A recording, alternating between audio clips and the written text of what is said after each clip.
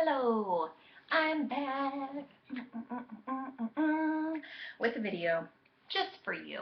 Okay, so really, truthfully, about 50 people out of my subscribers actually watch all of my videos. I have one hater that always tends to thumbs down. So you go ahead and you thumbs it down right now, and then the rest of you can thumbs up. Okay? Okay. So this video is about getting your home inspection or your home food licensing. It's called Home Food Establishment License in the state of Iowa because that's where I'm at. You guys may have different regulations and rules in your state. Ours, we have a cottage law, so I'm fairly lucky that I get to bake out of my home. Not every state has that. Illinois doesn't, and we're right across the river. Where I'm at is right across the river from Illinois. So technically, I can't go sell my product in Illinois. I mean, there's a little way around it, but regardless. So for me, getting my home food license was fairly simple.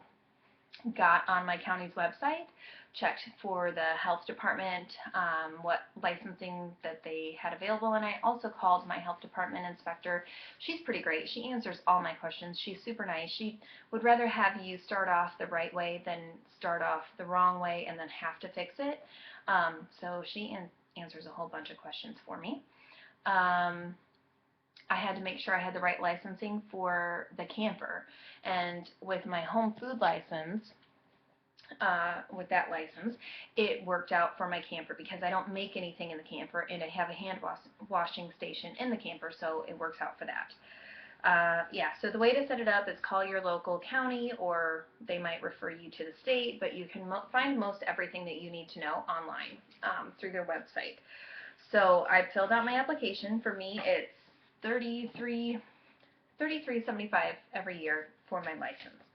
I don't think to me that's pretty cheap to make sure that I'm, you know, licensed and I have my insurance. And when you're working out of your home, it's better to have a license. I think it makes you look a little bit more professional when you don't have your standalone bakery.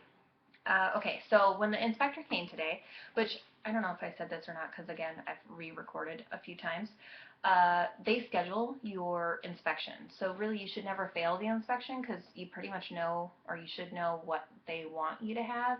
So the fact that they're coming and not surprising you, kind of, prep. It's like homework. Okay, things they're looking for. They want thermometers. Again, this is for the state of Iowa. This is not for everywhere, but this is what I've gotten. They want thermometers in your cooler or your freezers, anything that you're storing or using for cake stuff. They're going to check the temperature of. They're going to check the temperature of your hot water. They're not actually going to test it, but they're going to put their hand under there and make sure that it, is warm. If you have a bathroom that people are going to be using, they're going to make sure that hot water comes out of the faucet there, as well as for yourself to be washing your hands. For us, they do allow animals in the home, but technically you're not supposed to be able to have them in the food area.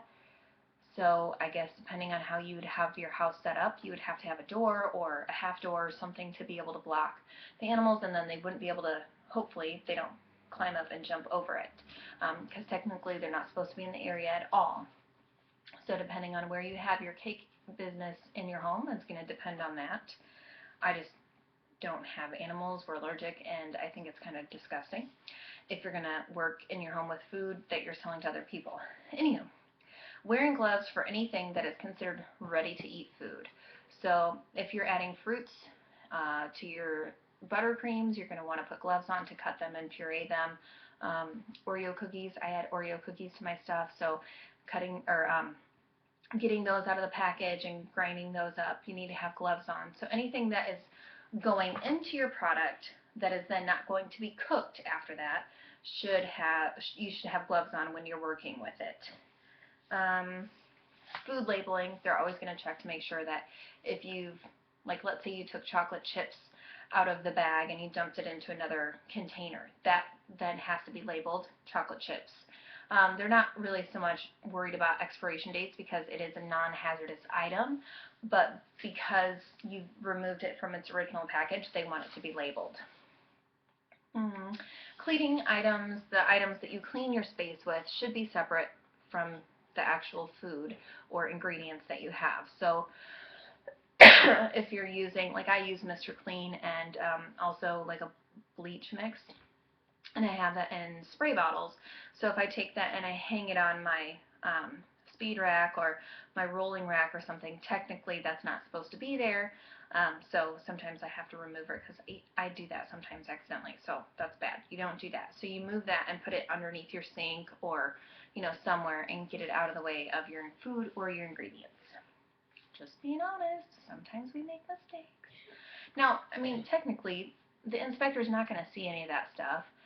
They're not going to surprise you with an inspection. So, like I said, you could probably get away with it, but do you really want to? I mean, when you know that you should be doing it the right way. I guess some people just don't care. Anyway, so thank you guys for watching my videos. I know there's like 50, I don't know if I said that already, 50 of you that kind of really actually watch my videos, and I think that's so cool, and I like that we support each other. Although there is one person that hates on like all my videos and always does a thumbs down, which I don't know why you continue to watch my videos if every time you're going to put a thumbs down. So fight the power and thumbs up, because I like thumbs up. It makes me happy. So, yeah, anyway, you can find me on pretty much everything under My Girls Cake Shop. So I'm on mygirlscakeshop.com is my website, My Girls Cake Shop on Facebook, My Girls Cake Shop on Instagram. I think I'm on Snapchat with My Girls Cake Shop. And did I leave anything out? I said Instagram. Oh, Twitter. I think I'm on Twitter with My Girls Cake Shop. I don't really follow that much though. So anyway, if you have any questions or if you think I can help you in some way, then send me a message or email me or, whatever, comment below, and I will try to help you guys out because I'm going to be looking to some of you sometimes for help. Anyway, I will talk to you guys the next time, and hopefully this helped some of you.